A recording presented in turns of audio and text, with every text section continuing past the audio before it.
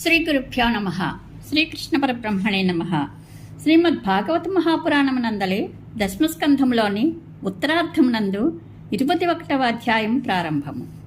ఈ అధ్యాయంలో శ్రీకృష్ణుని దినచర్య, జరాసంధునిచే బంధింపబడిన రాజుల యొక్క దూత ఆ ప్రభువును దర్శించుట మొదలగు విశేష విషయములను తెలుసుకుందాము.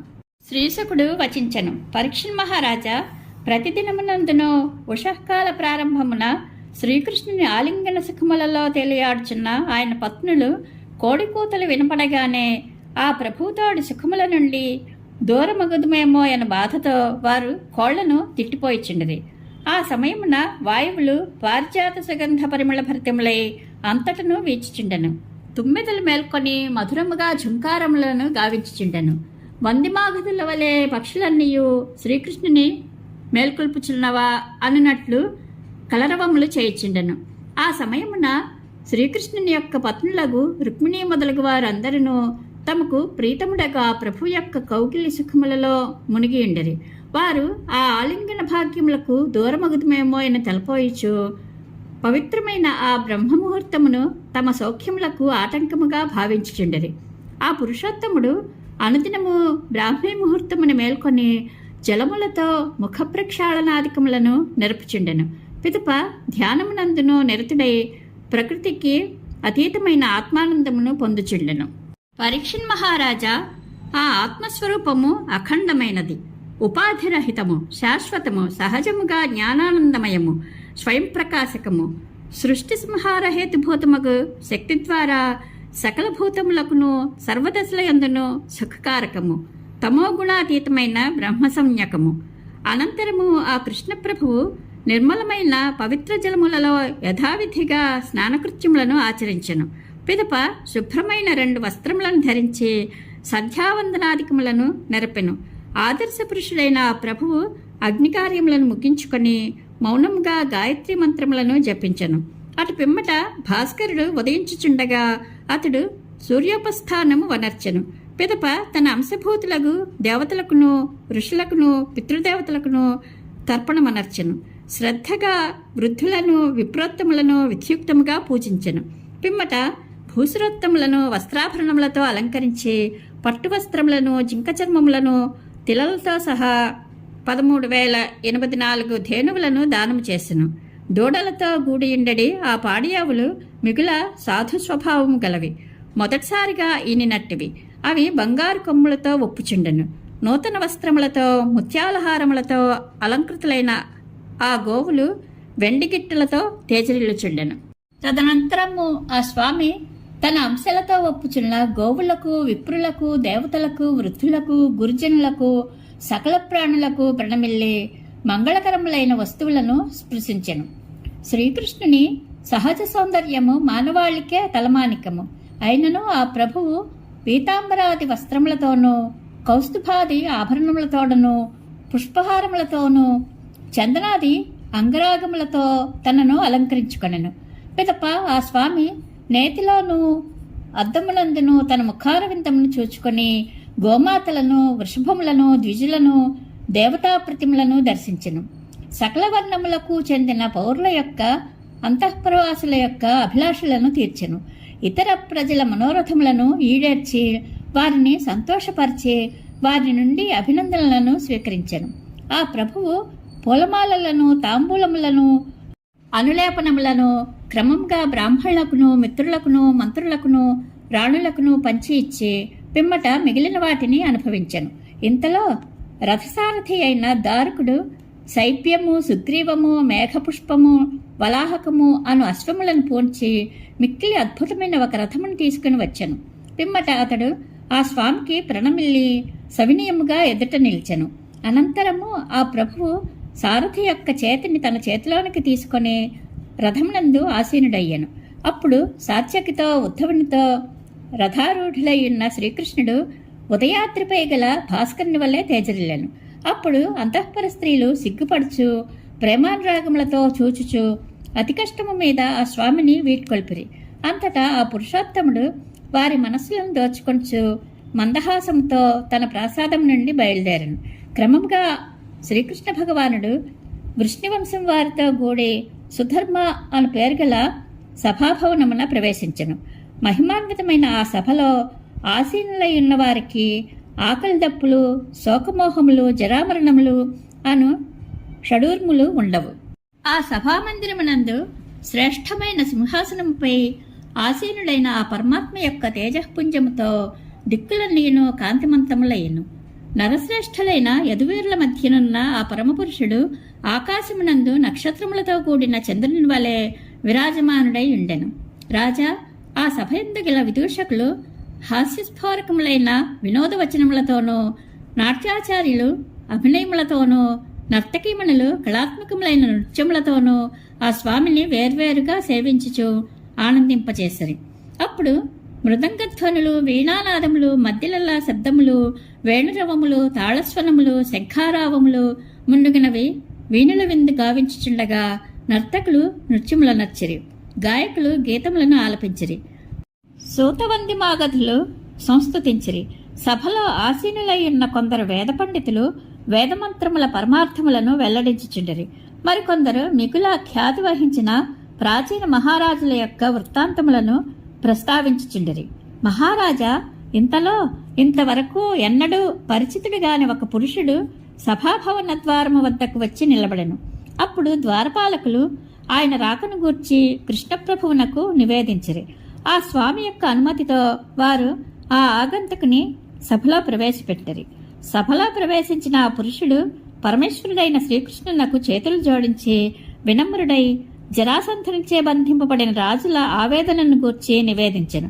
ఆ రాజులు జరాసంధుని యొక్క దిగ్విజయ యాత్రా సందర్భమున విధేయతను చూపకుండిరి. ఆ కారణమున జరాసంధుడు వారిని పట్టి గిరివ్రజపురం నందలి చెరసాలలో బంధించెను. ఆ రాజుల సంఖ్య 20,000. ఆ ఆగంతకుని ద్వారా ఆ రాజులు చేసుకొనిన విన్నపము ఇది: సచ్చిదానంద స్వరూప పరమాత్మ, నీవు అవాంగ్మానస గోచరుడవు, ప్రపన్నుల యొక్క భయమును రూపుమాపిడివాడవు. మా బుద్ధులు వికలమైనవి. జనన మరణ రూప సంసార చక్రమున భయగ్రస్తులమై మేము నిన్ను శరణుజొచ్చుచున్నాము. లోకములో పెక్కుమంది విషయసుఖాసక్తితో సకామ కర్మలయందును నిషిద్ధ కర్మలయందును నిరతులయ్యుందురు. లోక కళ్యాణం కొరకు నీవు బోధించిన విధ్యుక్త కర్మలయందును నిన్ను ఉపాసించుటయందును విముఖులయ్యుందురు. వారు తమ జీవితమంతయును తమ అభిలాషలను తీర్చుకుంటయందే తలమునకలయ్యుందురు. కాని నీవు అనంత శక్తిశాలివి, సర్వదా సావధానుడవై వారి ఆశాలతలను వెంటనే సమూలముగా ఛేదించి వేయిచుందువు. అట్టి కాలస్వరూపుడవైన నీకు నమస్కారము. స్వామి, నీవు జగదీశ్వరుడవు, సర్వలోక పూజ్యుడవు. నీవు జ్ఞాన బల ఐశ్వర్యాది కళలతో నీ అంశయైన బలరామునితో సహా సత్పురుషులను రక్షించుటకును దుష్టులను శిక్షించుటకును అవతరించితివి. ప్రభు, జరాసంధాది ఇతర రాజులు నీ ఇచ్ఛకు ఆజ్ఞకు విరుద్ధముగా నీ భక్తులమైన మమ్ము బాధించుట ఎట్లు జరుగుచున్నదో ఎరుగము. ఒకవేళ మా దుష్కర్మల ఫలితముగానే మేము ఇట్టి కష్టముల పాలైతమేమో అని భావించుటకును వలన పడదు. ఏలయనా నీ భక్తులమైన మాకు దుష్కర్మల యొక్క ఫలితములు ఏమాత్రమును ఉండబోవు కదా. కనుక కృపానిధి, మాకు ఈ క్లేశముల నుండి విముక్తి కలిగింపము. సర్వేశ్వర, ఈ రాజ్యాధికార సుఖములు ప్రారబ్ధ కర్మలను బట్టి ప్రాప్తించుండినట్టువి. ఇవి విషయ సుఖములతో కూడుకొన్నవి. వాస్తవముగా ఇవి స్వప్న సుఖముల వలె అనిత్యములు, తుచ్చములు. ఈ సుఖములను అనుభవించినట్టు ఈ శరీరములు కూడా శవతుల్యములు, సర్వదా భయావహములు. అంతఃకరణ శుద్ధితో యాదృచ్ఛికముగా లభ్యమగు ఆత్మసుఖమును కాదని ఈ శరీరములతో పెక్కు ప్రాపంచిక కర్మల భారమును మోయిచున్నాము. నిజముగా మేము అజ్ఞానులము. నీ మాయలో పడి పలు క్లేశములను అనుభవించుచున్నాము.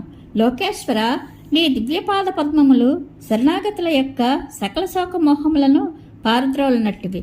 కనుక జరాసంధరూప కర్మ బంధముల నుండి మమ్ములను విముక్తులను గావింపుము.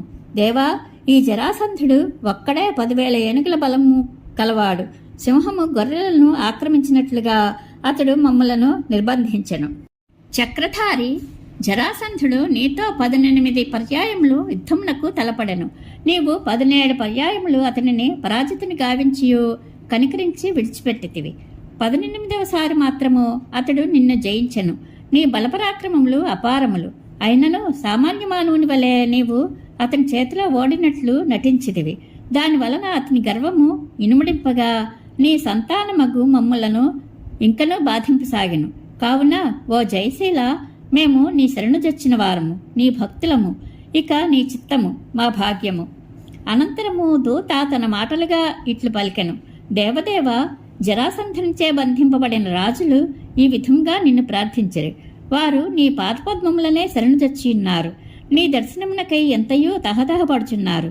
కనికరించి ఆ దీనులను ఆదుకొని వారికి శుభములను చేకూర్చుము. శ్రీశుకుడు వచించెను. పరీక్షణ్ మహారాజా, బంధితులైన ఆ రాజుల నుండి వచ్చిన దూత ఇట్లు పలుకుచుండగా సూర్యుని వలె దివ్య తేజస్సుతో వెలుగొందుచున్న నారద మహాముని అతడికి ఏతించెను. ఆయన జటాజూటము పింగళ వర్ణముతో శోభిల్లుచుండెను. సకల లోక పాలురకును ప్రభు అయిన శ్రీకృష్ణ పరమాత్మ ఆ మహర్షిని చూచిన వెంటనే ఆసనము నుండి లేచెను. పిదప ఆ ప్రభువు తన అనుచరులతో సదస్యులతో కూడి సంతోషముగా శిరసా ప్రణమిల్లెను. పిమ్మట ఆ స్వామి ఆ దేవమునిని విద్యుక్తముగా పూజించి సుఖాసీనుని గావించెను. తన మధురవచనములతో ఆయనను తృప్తిపరచుచు సాదరముగా ఇట్లు పలికెను. మహర్షి, ముల్లోకముల వారు అందరూ ఎట్టి భయము లేకుండా జీవించుచున్నారు కదా. పూజ్యుడివైన నీవు సకల లోకముల యందును సంచరించుచుండట వలన మాకు లాభమే. ఏలయన అన్ని విషయములను నీ వలన మాకు విదితములగుచుండును. నారద, భగవంతునిచే సృష్టింపబడిన ముల్లోకముల యందును జరుగుచున్న విషయములలో నీకు తెలియనిది ఏదీనూ లేదు. కనుక ఇప్పుడు పాండవులు ఏం చేయదలుచున్నారో దయతో తెలుపుము. అంతటా నారదుడు ఇట్లనెను.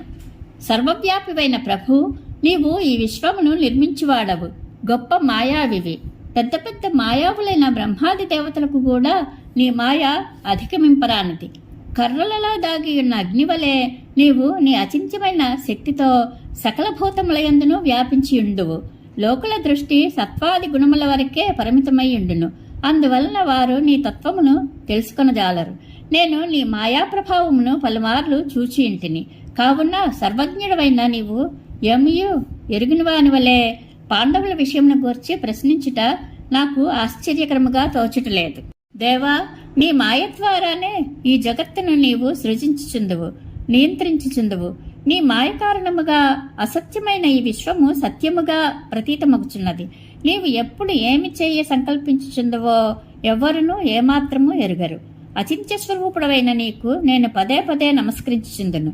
పురుషోత్తమ, జీవుడు దేహ సంబంధమైన వాసనలలో చిక్కుకొని జనన మరణ చక్రమునందు భ్రమించుచుండును. దాని నుండి బయటపడు మార్గమును అతడు ఎరుగడు. వాస్తవముగా నీవు జీవుల హితము కొరకే వివిధములకు అవతారములను దాల్చు నీ లీలలను ప్రదర్శించుట ద్వారా నీ కీర్తి అను దీపమును వెలిగించుచుందువు. ఆ కాంతుల సహాయముతో అనర్థహేతువైన తన శరీరము నుండి జీవుడు ముక్తిని పొందును. అట్టి మహాత్ముడవైన నిన్ను నేను శరణవేడుచున్నాను. శ్రీకృష్ణ, నీవు స్వయముగా పరబ్రహ్మవు. అయినను నీవు లోకమర్యాదను అనుసరించుచు సామాన్య మానవుని వలె ప్రశ్నించుచున్నావు. కనుక నీ భక్తుడును నీకు మేనత్త కుమారుడును అయిన ధర్మరాజు ఏం చేయదలిచిన్నాడో నీకు తెలిపెదను. పరమపురుష, యుధిష్ఠిరునకు ఎట్టి ఐహిక వాంఛలను లేవు. అతడు మోక్షకాంక్షతో యజ్ఞములలో శ్రేష్టమైన రాజసూయ యాగము ద్వారా నిన్ను పూజింపదలిచినాడు. కనుక నీవు దయతో ఆయన యొక్క అభిలాషను ఆమోదింపనకును. దేవా, ఆ మహాయజ్ఞ సమయమున నిన్ను దర్శించుటకై బ్రహ్మేంద్రాది దేవతలను సుప్రసిద్ధులైన రాజులను అచటికి విచ్చేయుదురు. సర్వేశ్వర, నీవు సాక్షాత్తుగా సచ్చిదానంద పరబ్రహ్మవు. నీ వృత్తాంతములను వినుట వలనను కీర్తించుట వలనను నిన్ను ధ్యానించుట వలనను అంత్యజులు సైతము పునీతులగుదురు. ఇంకా నిన్ను ప్రత్యక్షముగా దర్శించి స్పృశించు వారి విషయము చెప్పనేలా? త్రిలోకములకును కళ్యాణప్రదుడవైన పరమేశ్వర, నీ నిర్మల యశస్సు ముల్లోకముల యందును దిగంతముల వరకును వ్యాపించి ఉన్నది. నీ పాదాంబుజముల నుండి ఉద్భవించిన పవిత్ర జలములు స్వర్గమునందు మందాకిని అనియు, పాతాళలోకమున భోగవతి అనియు, భూలోకమున గంగా అనియు పిలువబడుచు సమస్త విశ్వమును పునీతమనర్చుచున్నవి. శ్రీశుకుడు వచించెను. పరీక్షణ్ మహారాజా, సభలో ఆసీనులైన యదువంశీయులు మొట్టమొదట జరాసంధునిపై యుద్ధమును ప్రకటించి అతనిని జయించి విషయమున ఉత్సాహమును కనబరచుచుండిరి. కావున వారికి నారదుని వచనములు నచ్చకుండెను. అప్పుడు శ్రీకృష్ణ భగవానుడు దరహాసమనర్చుచు తన సచివుడైన ఉద్ధవునితో మృదుమధురముగా ఇట్లు పలికెను. ఉద్ధవ, నీవు మాకు సుహృదుడవు, హితైషివి, గట్టి ఆలోచనాపరుడవు, కర్తవ్యమును బాగుగా ఎరిగినవాడవు. ఇప్పుడు మనము చేయవలసిన కార్యమును తెలుపుము. నీ సూచనను శ్రద్ధగా విశ్వాసంతో పాటించగలము. శ్రీకృష్ణ ప్రభువు సర్వజ్ఞుడైనను ఏమియో ఎరుగని వాని వలె కర్తవ్యమును గూర్చి తనను అడుగగా ఉద్ధవుడు ఆ స్వామి యొక్క ఆదేశమును తలదాల్చుచు ఇట్లు వచించెను. ఇది శ్రీమద్భాగవత మహాపురాణమునందలి దశమస్కంధములోని ఉత్తరార్థమునందు 21వ అధ్యాయము సంపూర్ణము. శ్రీకృష్ణానుగ్రహ ప్రాప్తిరస్తు. శుభం భూయాత్.